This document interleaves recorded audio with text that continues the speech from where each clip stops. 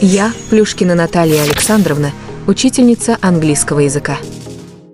В 2022 году окончила университет имени Баишева по специальности «Иностранный язык», 2 иностранных языка. После окончания университета я вернулась в свою родную школу, где уже 4-й год работаю учителем английского языка.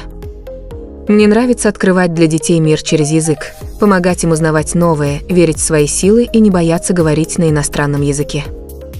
Считаю, что на уроке важно не только учить грамматике и словам, но и вдохновлять, поддерживать, давать ощущение успеха каждому ученику.